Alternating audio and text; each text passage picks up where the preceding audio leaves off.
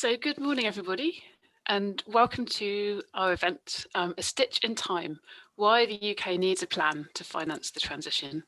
So I'd like to introduce myself. First of all, I'm Kate Levick. I'm E3G's Associate Director for Sustainable Finance at E3G. And E3G is a climate politics think tank that's headquartered in London and works across the UK, Europe, and internationally. So I think we've just gone live. So I'm going to start by welcoming you all to this event, which we've called A Stitch in Time, Why the UK Needs a Plan to Finance the Transition. So I'd like to introduce myself first of all. I'm Kate Levick. I'm E3G's Associate Director for Sustainable Finance at E3G. E3G is a climate politics think tank which is headquartered in London and works across the UK, Europe, and internationally. So climate change has become a mainstream financial issue, and the UK is seeking to become an international green finance hub. This year, the UK will publish a net zero strategy, which can potentially provide the policy signals that will mobilise financial flows to meet the UK's decarbonisation and resilience goals. There are a range of tools at the government's disposal to do that, including regulation, public investment and institutional changes, such as, for example, the creation of the new UK Infrastructure Bank. In today's event, I am delighted to introduce a fantastic lineup of speakers to talk about why the UK needs a plan to finance the climate transition.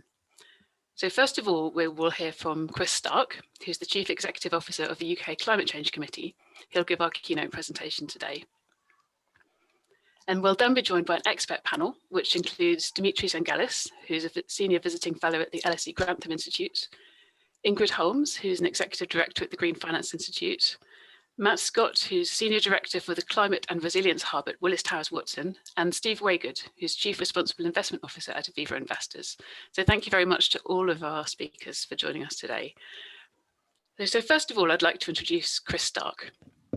Chris is the Chief Executive of the UK Climate Change Committee, which is the independent authority on tackling climate change under the UK's Climate Change Act, offering expert insight into the challenges of reducing UK emissions and adapting to the changing climate. Chris has previously designed economic policy in Whitehall, including in Treasury and in Bays, and was Director of Energy and Climate Change in the Scottish Government, leading the development of the Scottish Energy and Climate Strategies. So Chris led the Climate Change Committee's work to recommend a net zero target for the UK, and since then he has directed detailed analysis and advice on the UK's path to carbon neutrality. He also oversees the Climate Change Committee's work on adaptation, which includes an independent report on the UK's readiness for climate impacts published last week, which indicated that there is still a great deal of work to do on that area. So we're delighted to have Chris to open this event, and I'd like to hand you over to him for his opening remarks. If I could ask other panelists just to stop their videos, and I'll do likewise so that we can all focus on Chris. Thanks, Kate, and thanks everyone for tuning in this morning. Really happy to talk today about one of the most important issues I think that we face really in this transition to net zero. And just to go back to one of your final comments there, Kate, really important to think about the financing of adaptation as well, although I am going to talk mainly about net zero today. So I thought it would be good just to start with the facts this morning and then get into the discussion.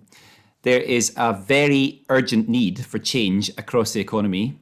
We have to reduce our reliance on fossil fuels. We have to move as quickly as possible towards net zero. That's true in the UK. It's true in every rich developed economy, and it's true across the developing world as well.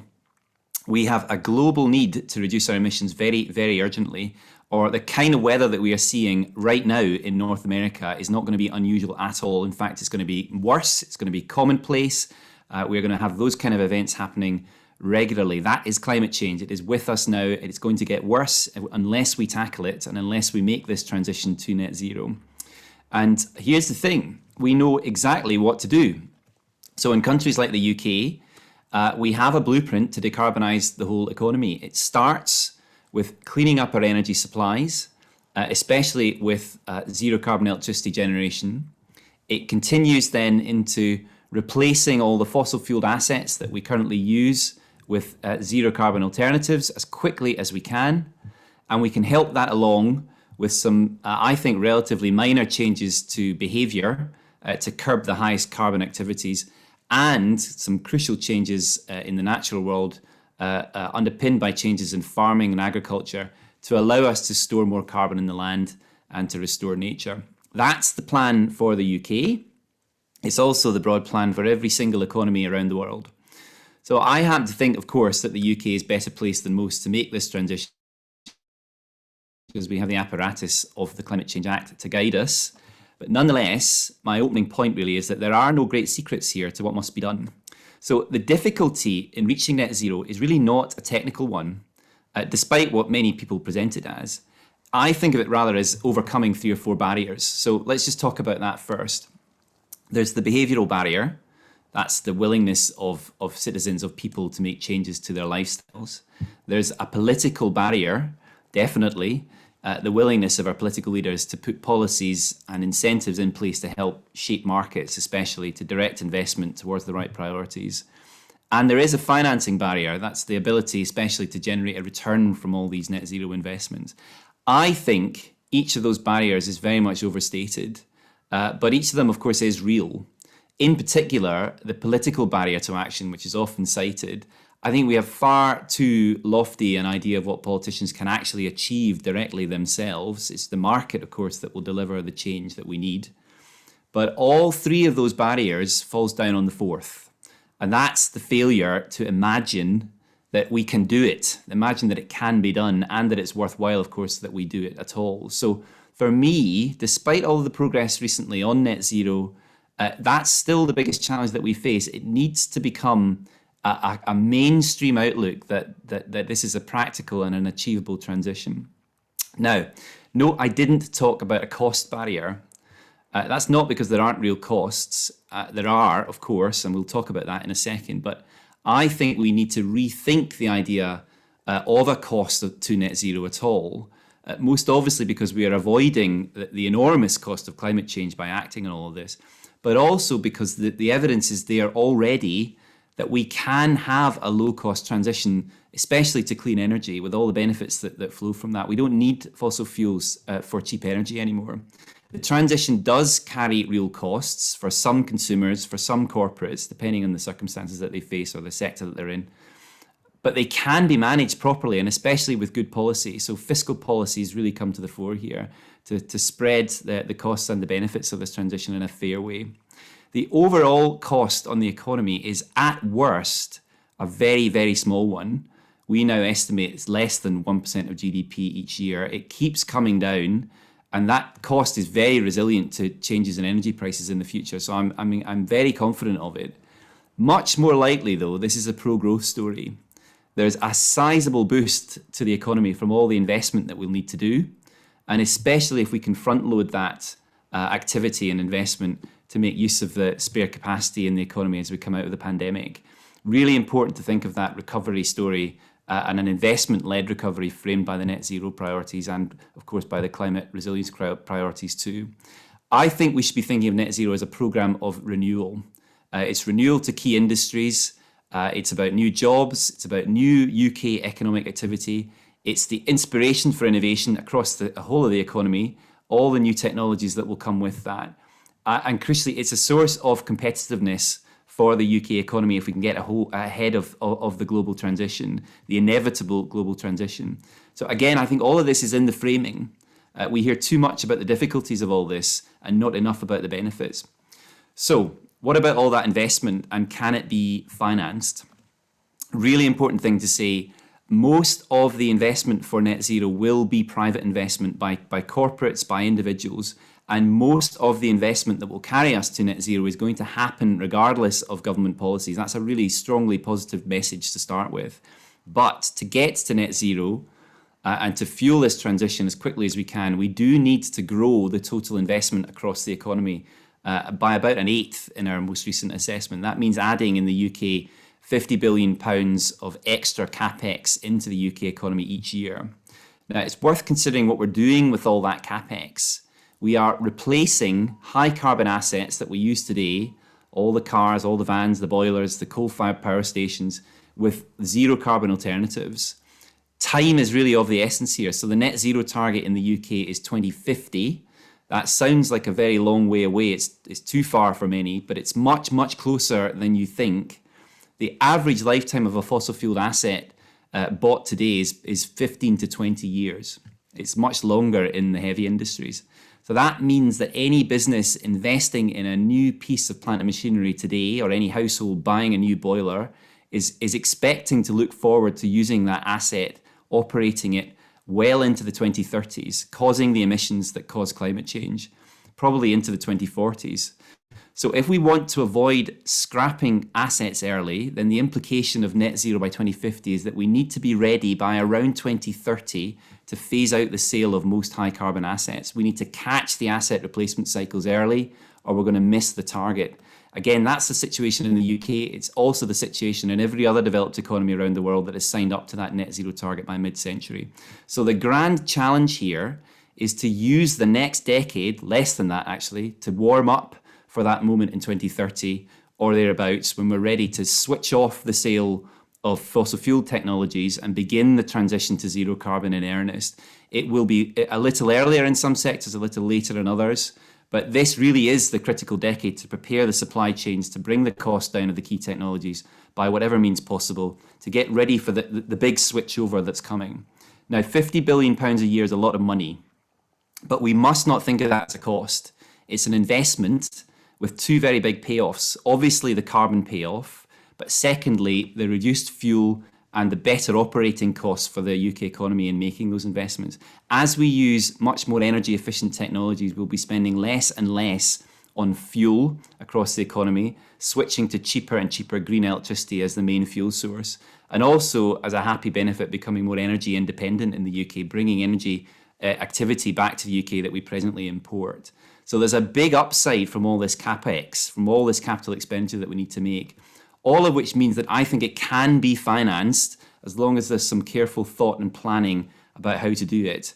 And that's what we found last year when we brought together a panel of experts from the finance community. They told us that mobilising the investment required is achievable, particularly with the depth of the UK's capital markets, but it needs effective policies to bring certainty to the transition for investors, also to smooth out uncertain cash flows from the investments, just as we have done successfully with renewables in this country, with offshore wind especially, and also with onshore wind.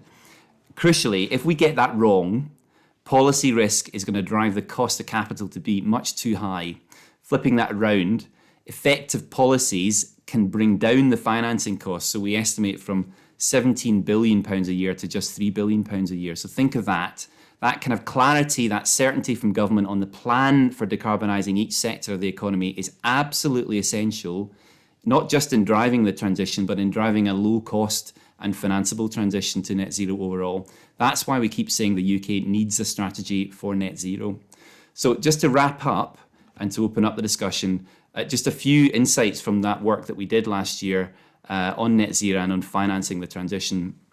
Firstly, government can make net zero projects and plans investable by increasing the predictability of cash flows with policies like the contract for difference for renewables, or preferably through stronger carbon pricing.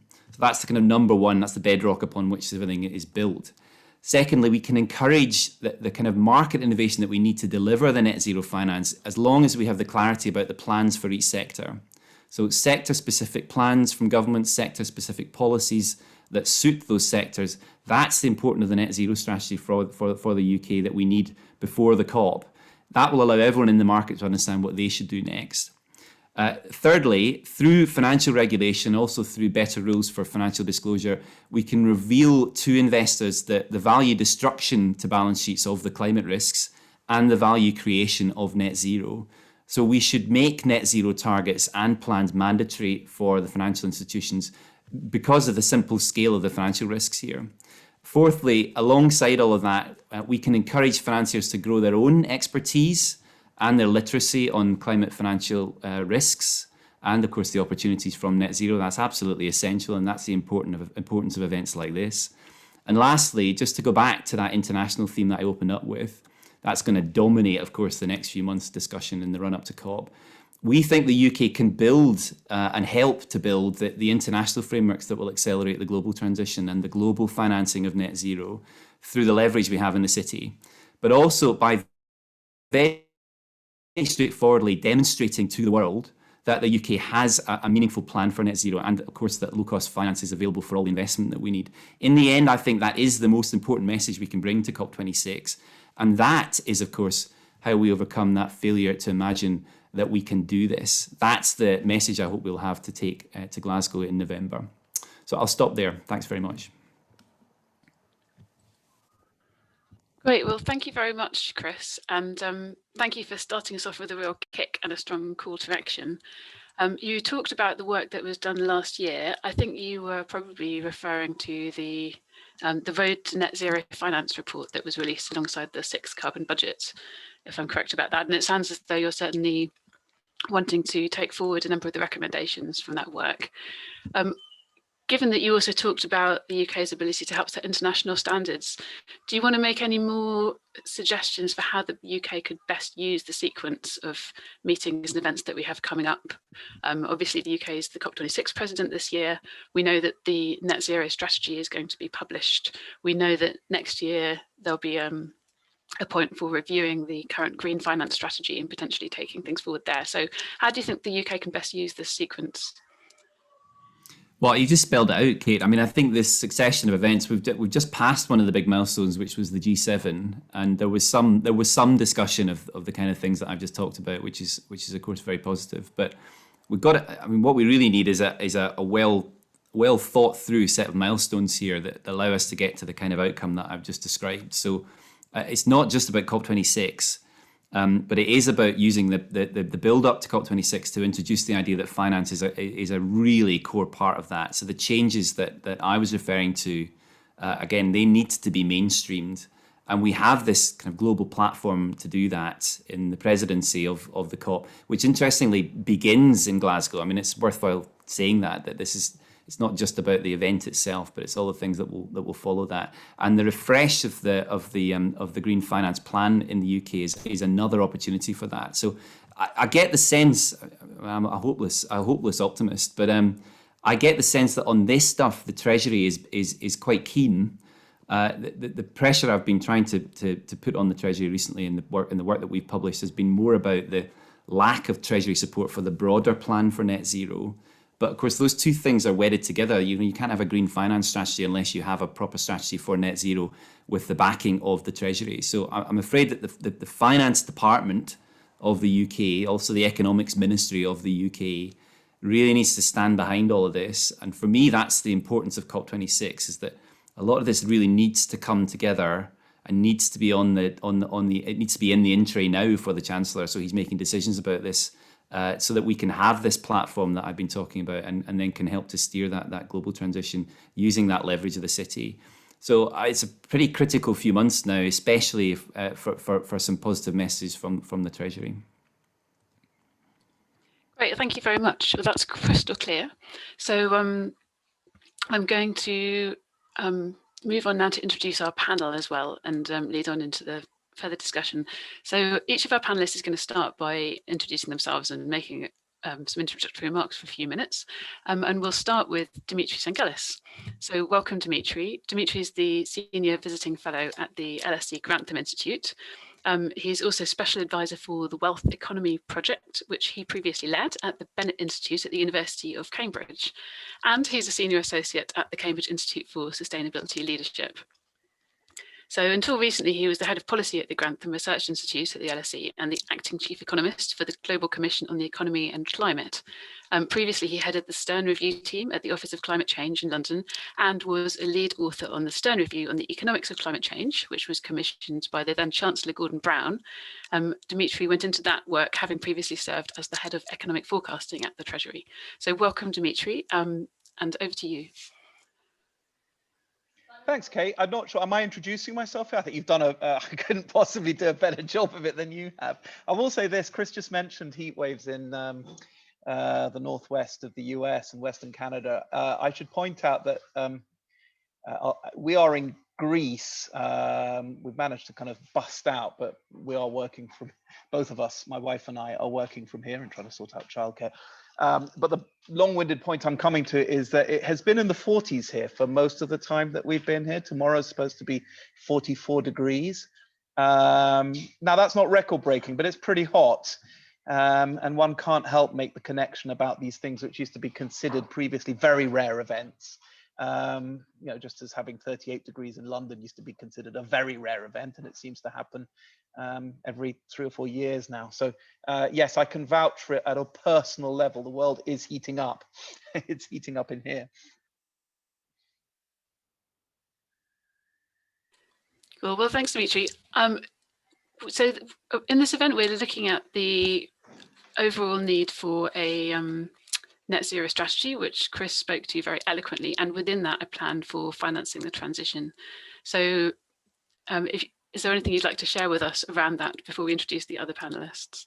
I see. Sorry, I thought you wanted me to keep introducing myself, which I think would have bored people to death. No, I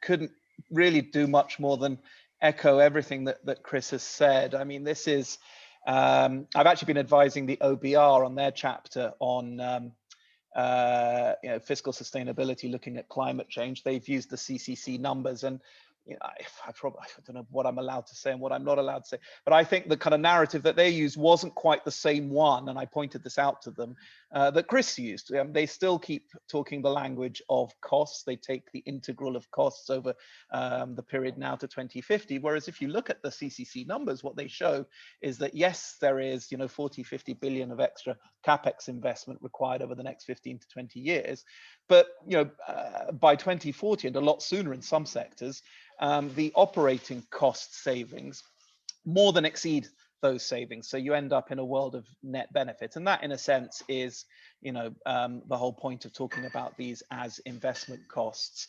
And it's not just that, some of the economies of scale in production and discovery are really large. We've written a lot about the need for policies to drive that. Innovation is going to be a key to this. There'll be greater efficiencies. There will be growth multipliers in the short run. The IMF has suggested they're about 2.5%. So every kind of £1 spent on the right kind of investments. In fact, I should quote the IMF, because they used a kind of very this is a quote directly from the IMF. These aren't tree huggers, by the way. These are kind of quite hard-headed financiers. Borrowing to invest in a job-rich, highly productive, and greener activities means that for every dollar spent, you add around $2.50 of GDP.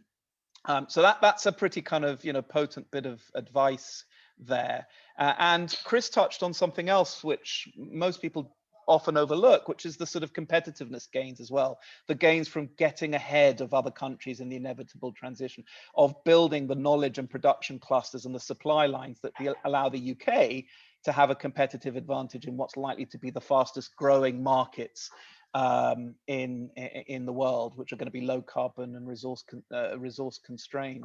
And the only way you're going to do that is to try and make sure that all future investment avoids locking into high carbon resource extensive assets. And that's not just infrastructure and physical assets, it's human capital, it's the skills that people have, it's the ideas, the processes, and the institutions as well. They've all got to be future-proofed by being compatible with a low carbon future. And those assets are often reflected in market prices, which is why financiers are concerned about stranded assets. If you're stuck the wrong side of that change, the assets you've invested in, which are inefficient, high carbon, energy and resource extensive, are likely to be either devalued in the future or less stranded. So that matters, and that's why disclosure and also forward-looking strategies, both for businesses and for sovereigns, are so important. And as Chris said, the capital is going to be private. This transition is going to be fueled by private money, and there's a lot of private money, but it needs a steer in terms of the direction in which it goes. Let's not forget the sectors we're talking about, things like transport, energy, buildings. These are highly regulated, policy-driven sectors, and the private sector does not own policy risk. So in order to bring down the cost of capital, you need a very clear and credible policy steer. So policy remains very, very important, even if the money is really going to come from the private sector. I'll stop there, but this is just to echo everything that Chris has already said. No, that's a perfect introduction. Thank you very much, Dimitri, and we'll be interested to unpack a little bit later in the panel discussion how to steer that private money.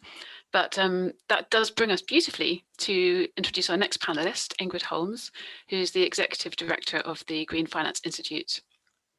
So the Green Finance Institute sits at the nexus of the public and private sectors and convenes and leads sectoral coalitions of global experts that identify and unlock barriers to investment towards impactful real economy outcomes. So Ingrid, it would be great if you would tell us a little more about your insights and views on the need to finance the net zero transition in the UK and how the government can plan for that.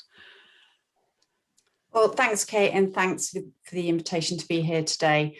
So clearly in all of this, the role of private finance is going to be key. As Dimitri mentioned, the scale of the investment needed to deliver net zero is in the hundreds of billions for the UK, trillions globally, and clearly beyond the scope of public budgets. So just picking up some of Chris's Committee on Climate Change analysis, I think for the UK, it's been estimated 360 billion in investment is needed to decarbonise the built environment. But we do have all those private savings that need to be put to productive use. And of course, asset owners, managers and banks are setting net zero goals and saying they want to be part of the transition. So as both Dimitri and Chris said, we need to be thinking in terms of how public policy levers and public finance can be used now to crowd that private capital or steer it in the right direction to deliver on those net zero plans. And that's really what the Green Finance Institute's function is. As you mentioned, Kate, we're established to work at the nexus of the public and private sectors and to work out and address barriers to investment in some of the core sectors of interest that we've heard about already. So 2 of our early coalitions have focused on building retrofits. We've been working very, very closely with E3G on that, core partners, and we're now moving into electric vehicle deployment. And what we've been finding in that work is the barriers to deploying the primary capital that we need to meet those net zero plans are often very granular and need a sustained and forensic focus to solve. And in our coalitions, which include financial institutions, but also some of the companies that develop the technologies and will deliver, NGOs and also the public sector all need to be in that conversation. I think what we're seeing now with that work and the building retrofit piece is most well developed is a need to shift from developing solutions to actually scaling up capital investment. Now, in many cases, financial institutions can be doing that themselves. We've seen 15 new green mortgage products come into the market, 11 launched just last year. But today, a lot of those are mortgages to homeowners who already live in energy efficient properties, and they're just being offered a discounted interest rate.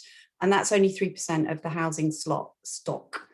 Where we need to get to is that other 97%. And what we're hearing from banks in particular is, to echo Chris's comments, of course, there's still a lot of work to do to create demand, and government policy is going to be key. So what are the carrots? What's the fiscal policy here, the sticks, the regulation? If we've got those in place, then I think private finance can scale up. Now, just panning out from those buildings and EV stories very briefly, other areas we're working on in the market is very much more about public risk capital deployment. So we're thinking about things like how we scale up private finance to close the emerging market sustainable infrastructure gap. That's something that Alok Sharma's been talking about a lot recently. And also, how do we deal with things like deforestation risk? How do we start to get sustainability into things like trade finance? We're seeing a huge amount of interest from financial institutions there, but the question is, where's the public funding coming from to get these projects and initiatives off the ground? Whose balance sheet? And I think it's here we hope the UK Infrastructure Bank, now it's up and running, alongside progressive fiscal policy, will be able to play an active role. Great, thank you, Ingrid. So if I can oversimplify it, it's very important for the public sector and public investment to be a part of the solution in order to really mobilise private markets at scale. Yeah, it's back to how do we use the public capital and public policy to deliver the risk-adjusted returns that will be needed to encourage private finance, and it's all about where the returns are coming from. Great, thank you. So here to help us answer this question, we have our next panelist, Steve Waygood, who is the Oh, sorry, we're going to Matt Scott next, who I think can also help us answer this question, who is the Senior Director for Climate and Resilience Hub at Willis Towers Watson. So Matt brings more than 2 decades of experience at the intersection of climate, finance and sustainable business. He was previously working at the Bank of England, where he created the formative physical transition and liability framework for climate-related financial risks and led the bank's climate hub. In 2018, Matt was seconded to the government, where he led the development and the launch of the UK's Green Finance Strategy, which was published in July 2019. And as we've noted earlier, is going to be up for review next year following the publication of the Net Zero Strategy. So over to you, Matt. Great, thank you, Kate. I'll certainly do my best to add some thoughts. I'm sure Steve will follow with his afterwards, and obviously great to hear Chris and Ingrid and Dimitri too. So I will talk a little bit around the importance of resilience and adaptation here. I think we've heard a lot about sort of net zero, and I think we're all really excited by the momentum that we have behind net zero. As you mentioned, Kate, I had the pleasure of actually being in government at the time the UK set its net zero commitments, just before we published the Green Finance Strategy. So really excited by the net zero momentum, but I think we've also heard through Chris's comments and others, and what the CCC have already reported on in terms of the importance of adaptation and resilience, not only because of some of the extreme weather that we're seeing in the Pacific Northwest, but actually I was also reading, I think Chris, you were quoted in it actually, an article about some of the extreme weather events that Glasgow might even be facing, and some of the overheating challenges up north. So I think the road to Glasgow clearly needs to be one of adaptation and resilience. And we know that as we look at different climate scenarios, I was the pleasure of being involved in some of the Bank of England's early work on this, that whatever pathway that we follow, even a low carbon, a 1.5 or 2 degree pathway, we'll still see increasing physical risks from climate change and increasing temperatures. And in fact, those physical risks are pretty much locked in for the next 20 years. There's very little difference between a hothouse world scenario or a low carbon net zero scenario over the next decade or two in terms of the physical risks. So we know that we have to deal with these now, and also clearly it's such an important part of the Paris Agreement. So we talk a lot around obviously 1.5 and 2 degrees, but the Paris Agreement, including Article 2.1c, that I think there's a lot of momentum around in the financial sector right now in terms of aligning financial flows with climate goals. I think, you know, we got to remember that also includes reference to climate resilient development. I think there's a lot of momentum, and again, it's really welcome in the financial sector right now around Paris aligned portfolios. I think increasingly, you know, unless we see action of investment into adaptation and resilience, I think the extent to which your portfolio is truly Paris aligned, I think will be increasingly challenged. So I think just to really underscore the importance of adaptation and resilience as part of this, alongside obviously the need to get to net zero. I think we should also, though, welcome the progress that we have made in the UK on this. So I think undoubtedly the Climate Change Act, actually it was under an invitation to do an adaptation report that was quite instrumental in deepening the analysis at the Bank of England that led to the physical transition liability risk framework that you mentioned, Kate. So, you know, we have, you know, some good progress, good things to talk about. When leading the Green Finance Strategy with lots of brilliant colleagues across Whitehall, we were particularly passionate to frame the Green Finance Strategy around the need for not only clean growth, but a resilient future and environmental sustainability, as well as actually increasing the competitiveness of the UK financial services sector. So I think that's a theme that's come up already in terms of you know, what's good for climate is increasingly good for finance. And I think we've seen, you know, the emergence of things like TNFD, which is really helpful, and a range of things that have already happened to help finance go into adaptation and resilience. But as always, there's always much more that needs to be done. And I think that the strategy still sets out a helpful framework for thinking through that. So the need to finance green. So again, not just low carbon, but for instance, putting money into public and private partnerships to get more money into adaptation resilience. I think there's a great report that was published a few weeks ago by the Aldersgate Group. I know E3G have done some great work on this that, you know, talks about, for example, the role of the UK Infrastructure Bank that you've mentioned, Kate, and the importance of perhaps thinking about a resilience agenda as part of that. And I think this blending of public and private capital will be really helpful. And then just to finish sort of my opening remarks on this, I think also we've heard it throughout the discussion already, but just making sure that we put risk at the real center of helping us to navigate this transition to not only net zero portfolios, but to a net zero and climate resilient economy. Obviously, it's the economy itself that we're trying to change, and I think important, therefore, to continue the progress not only in the private sector to be integrating risks into decision making, but also for government to be leading by example and making sure that risk and resilience is embedded into public sector decision making. So I know in the Green Finance Strategy we laid out some examples around that where government can lead by example and include things in the fiscal risk report. But I think until we get the proper pricing of risk on the public balance sheet and the consideration of the contingent liabilities that come from future climate scenarios, I think we're still more work that we need to do to really integrate risk and ensure then the financial sector can steward the transition. So I hope that's helpful just for some opening comments. You know, definitely need to attract to look at adaptation resilience. We'll welcome the progress that we have achieved, but clearly more to be done. Thank you very much, Matt. That was really, really insightful, and look forward to more discussion in a minute. So now finally I do come to Steve Waygood. So just to introduce Steve, although he needs a little introduction, he is the Chief Responsible Investment Officer at Aviva Investors. He founded Aviva Investors' Sustainable Finance Centre for Excellence, which seeks to transform capital markets so that they support long-term sustainable development. And he's a bit of a serial founder. He also co-founded the Corporate Human Rights Benchmark, the World Benchmarking Alliance, the UN Sustainable Stock Exchange Initiative, and the Corporate Sustainability Reporting Coalition. So welcome, Steve. Thank you, Kate. It's a pleasure to be here. So would you like to share a few thoughts with us before we get into the panel discussion on our topic of the day? What an amazing panel. Thank you. It's been a privilege to listen to what everyone has been saying. I agree with everything and want to underscore a few points and add a few of my own. The points I want to underscore, I thought the way Chris framed the debate was brilliant. It really shifts the terms of the discussion incredibly helpfully about growth and returns.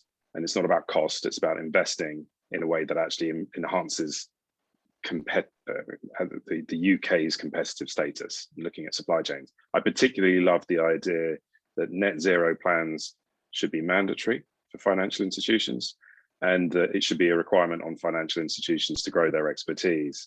And I agree that on the international base, the UK can use its leverage in the city. And I'm going to close with a few thoughts as to how in a second. I also thought Dimitri was absolutely right to emphasize, as others have as well, both Ingrid and Matt, that the UK government does need to steer the policy framework. I'm very, very pleased over the last year and a half to watch the huge focus on reporting, TCFD now a G7 trajectory of change, which is great, being mandatory.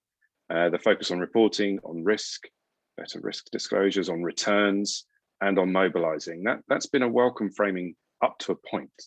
These are complements and catalysts for a transition to net zero in finance, but they are not substitutes for two very important things, areas I've seen very little discussion about. First, profit. It's almost odd that this is, I think, the first time on this webinar that word has been mentioned, profit. We need to harness the profit motive. We need to align incentives. We need to align the costs with the right people. The polluter should pay. And we need to make sure the cost of capital of companies that are more sustainable is lower than those that are not. And you do that by internalizing the cost of carbon into the future cash flows, and the opportunities and benefits of the transition needs to be internalized by those companies powering it too. And as Dimitri's work in 2006 put it, for Lord Stern, climate change is the world's biggest market failure. Market failure, in a shorthand way of describing it in economics, is an uncorrected market leading to a suboptimal outcome for society. The outcome that we would see by the end of the century is so suboptimal, it will test civilization itself. So the world's biggest market failure, I think, is right. The problem I think we're finding with a lot of the policy discussion is that it goes out to 2030, maybe 2050, but it's the existential crisis north of 2070 that we as an insurance sector player face, as does therefore every other sector within finance, and therefore other sectors too. If we face an existential crisis at 3 degrees by the end of the century, I think that the costs are trivial in comparison to the benefits. And I haven't heard enough of that yet, the physical risk that we're all facing. It is a profound irony to me as well, when you look at the international financial architecture, so this is the second broad point, that it was all created post the Second World War at Bretton Woods and since Bretton Woods in order to improve economic interaction of economies so they would never go to war again. So economic growth and greater economic global interaction was to address world peace and to make it a more peaceful society globally. Now that has worked broadly. We haven't had a third world war since then. We certainly haven't had a Europe-wide war, as the OECD was originally built to stop. But the profound irony is that the way we've generated that greater economic growth, improved our global well-being, is now causing potential crises ahead of us. I'm choosing my words very carefully here, because I think it could precipitate civil unrest, civil war, potentially a third world war. The way that we are currently growing our financial system, our economic system globally, isn't helping world peace anymore. It's actually, if we get to 3 degrees, 74% of the world's population will not be able to live where they do today, because midday, midsummer temperatures will be too hot for the human body to cope. As Dimitri alluded to, the kind of temperatures that we're seeing every day are still, well, they pale in comparison to where we would be at 3 degrees. The human body, many people will have to migrate. We've seen what that does to global stability and peace. So I think we need to revisit international financial architecture very quickly. I think we need to look at the regulation of financial services, banking regulation and investment. We need to then look at how they're controlled at the national level, then the international standards framework, the global regulators, and the entire multilateral financial system, and ensure that it is fit for purpose when it comes to the challenge of this century, which is harnessing global markets to deliver an orderly and just transition to net zero by 2050.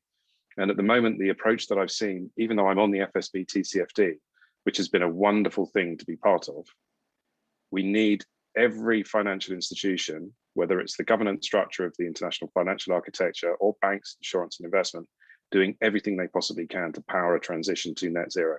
This is a crisis, and we should move onto a campaign footing. And I'm not feeling enough urgency yet, even at G7, at G20, or in the approach to COP. Reporting, risk, and returns are not harnessing the profit motive, and they are not harnessing the international financial architecture. It is urgent. We need to get on with it. Back to you, Kate. Great. Well, thank you very much, Stephen. Thank you for bringing in the international dimension. So I'd like to now turn to questions to all of the panel. You're all very welcome to put your cameras back on. And we also have the opportunity for audience to ask Q&A as well. So I'm going to kick off with a first question. And my question is really going to be picking up from what Steve was just saying. So at both the domestic UK level and at an international level, there is a need to send a very strong signal about the need for rapid change to the financial sector. So what types of signals will most effectively do that? And I'm going to start by coming straight back to you, Steve, as a financial sector practitioner. And then I think we'll move probably backwards in order through the panelists in the reverse order that you spoke, if that's okay. Thank you, Kate. Thank you to the other panelists too. Matt and others have referred to the green finance strategy. Chris mentioned it was going to be refreshed. And I think I remember the first day, it was amazing that the Treasury was convening the conversation 3, 4, maybe more years ago. Until that point, green finance wasn't a conversation that was hosted at the Treasury. In fact, it was difficult to get in. So the first strategy has been good. how do you green finance? How do you finance green? It's a really good framework. But day one, meeting one, when we talked about fiscal intervention, fiscal measures, harnessing the profit motive, changing the cost of carbon so it was internalized, that was taken off the table for debate for that strategy. We were told fiscal intervention was not fit for the conversation. Now that hobbles the whole process from the off. We need to reopen the conversation, refresh the debate, and return to what are the fiscal interventions, tax and subsidy, market mechanisms like trading schemes, what other regulations and directives do we need in other sectors to internalize the cost of carbon? For example, in the fossil fuel sector, other sectors in Europe have an extended producer responsibility obligation. They have to finance part of the waste that they generate at the end of the life. If it's a car, if it's a tire, if it's white goods, packaging, the manufacturers have to finance the recovery of their waste. Let's apply that to the fossil fuel sector. That would generate enormous money for the carbon capture sector, which is obviously the bit that's missing. We don't need more voluntary carbon markets in isolation of mandatory demand to use them. So I think we need to revisit the green finance strategy. And as Ingrid said, there are lots and lots of very detailed interventions that need to be applied to each real economy sector, very granular, very thoughtful, and we need to not shy away from that. But harnessing markets, changing the international financial architecture, its regulatory framework, and harnessing the transition. I shouldn't not mention Rishi Sunak writing to Andrew Bailey to change the mandate of the Finance Policy Committee and the Monetary Policy Committee. Absolutely brilliant. We now need every finance ministry to have exactly the same conversation with their chancellor everywhere in the world. That kicks it off, but it's another 1,000 miles we've got to go. It's just one step in that direction. Thanks, I Steve. won't carry on, Kate, but I could. No, that's a great start. Matt, what are your suggestions on specific ways to galvanise the private sector to finance the transition?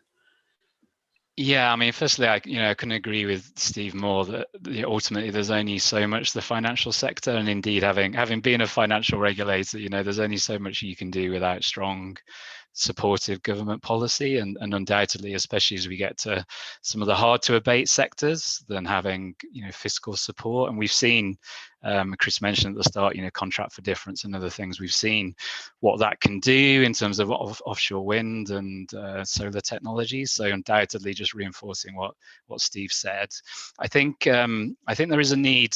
My experience at the Bank of England, really, there were sort of two main inflection points in terms of how regulators can think about this. So just integrating the financial risks to, an individual investment portfolio or loan book, which obviously has been the sort of the focus of disclosure to date.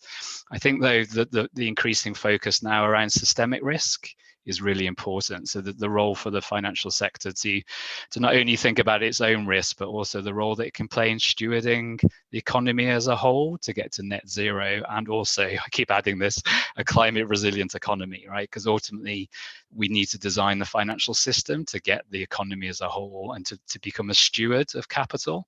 So I think, again, in the UK, we've got a UK stewardship code. I know regulators now are beginning to convene. There's a UK sort of regulator stewardship group that are beginning to think about this concept of stewardship. But I think it was certainly a theme of a big event that we had with about 1,000 participants a month or two ago of banks, asset owners, and insurers about this concept of a more proactive strategic stewardship role for the financial sector to help us get to net zero and a climate resilient economy.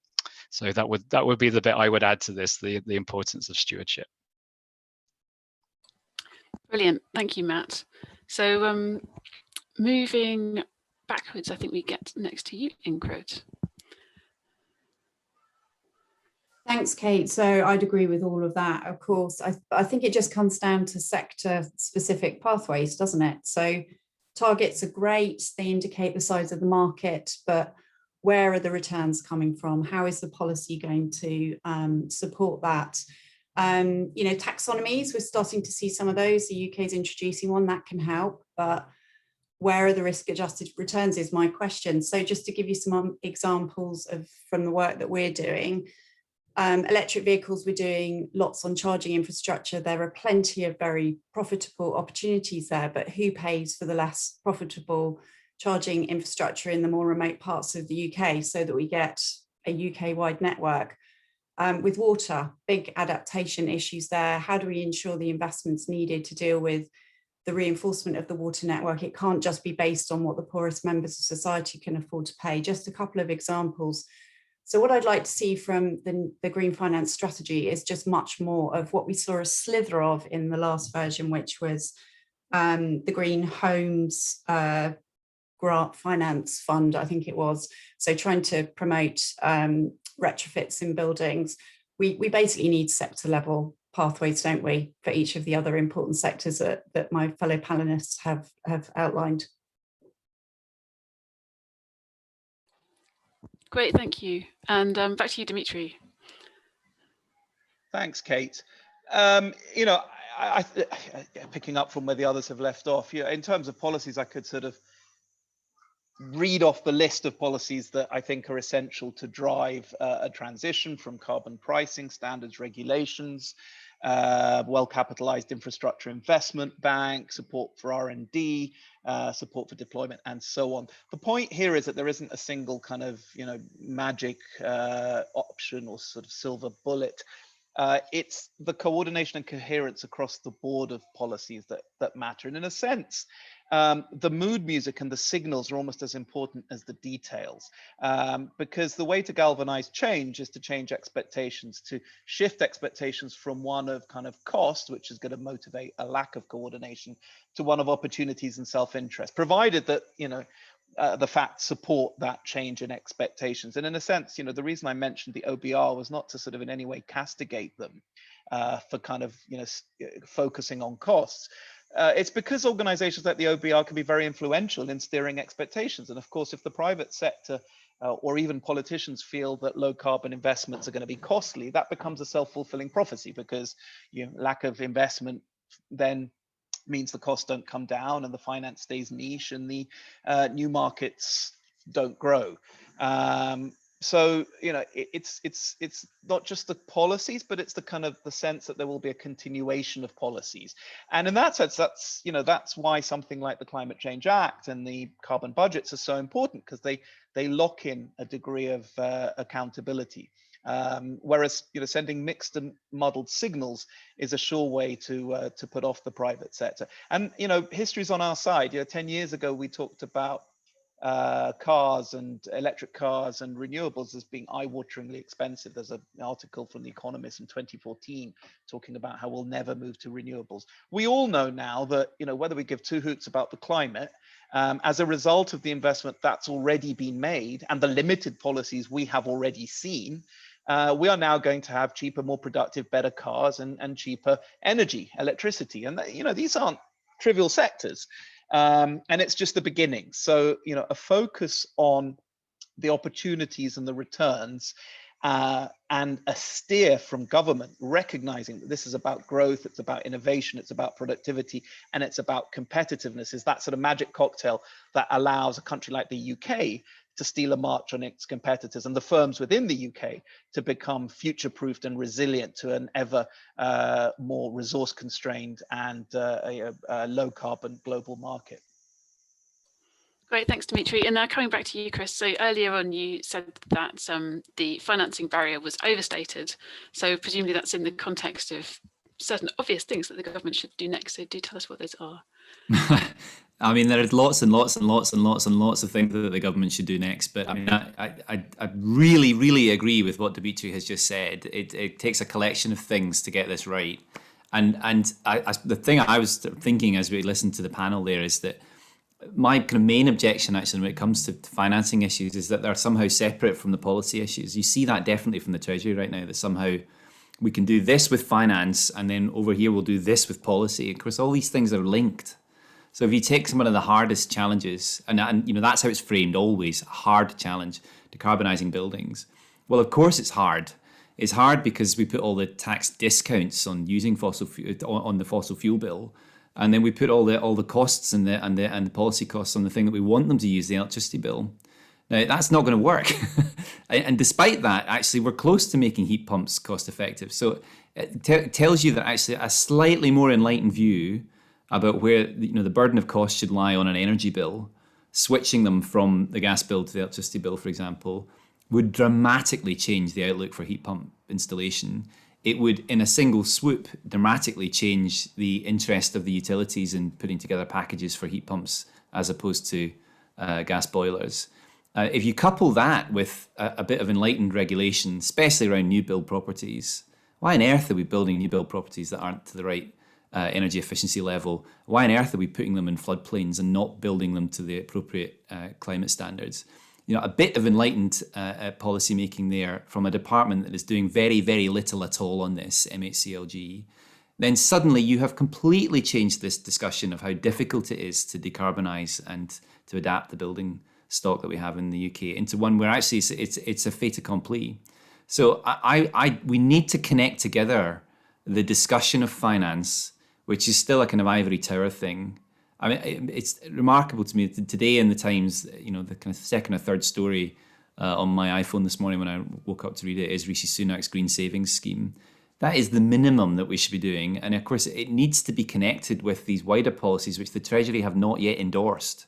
So let's get on with that. And my point in my earlier discussion is that this is not a huge cost. The overall cost of the economy is vanishingly small. We did a tiny bit of analysis on it. I did a Twitter thread on it last week, which got a lot of pickup. But just to look at that, if I'm right that there is, you know, in the Conservative case that there is a cost, and I don't think I'm right about that. I don't think it will be a cost to the economy. But even if that is correct, we're talking about an incredibly short delay of 4 months of growth to the economy by 2050 to reach net zero, to decarbonise one of the biggest economies in the world. Completely lost in the rounding. And I mentioned earlier, it's resilient to changes in energy prices, which of course this is a comparative cost that we're talking about. You can imagine different scenarios in the future where we still have this very tiny cost. Even if I'm wrong about how to do all this decarbonisation stuff, and you need to do it all with something really expensive like direct air capture, it's still within the cost envelope that the Parliament signed up for in 2008 when we set the Climate Change Act. So we've got to get off this nonsense about it being a cost onto the more progressive story that Dimitri and others have been talking about, where, of course, the markets lie. And I think the investors are ready to do it. Government just needs to give them that signal.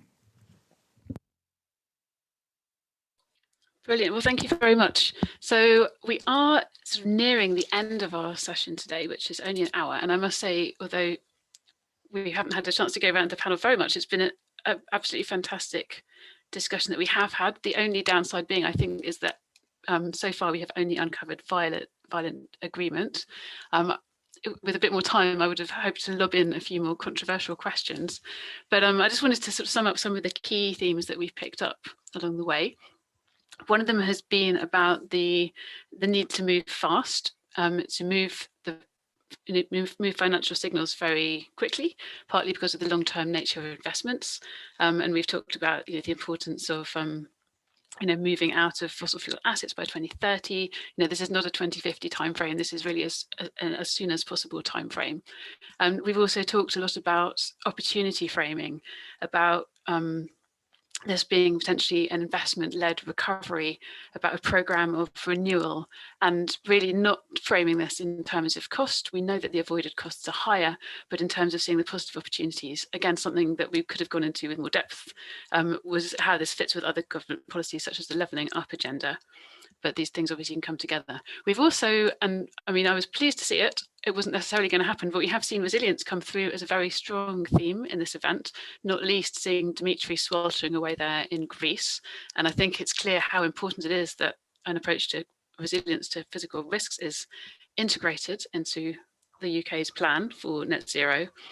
And loud and clear from our speakers has come across the importance of the UK government and the state role in what happens next in setting our strategy, in really making sure that policies are coherent across the board, that fiscal policies support regulation, and that this is really integrated into the way that the government runs its own finances and economic planning, that we look at fiscal risk in the public balance sheet, for example.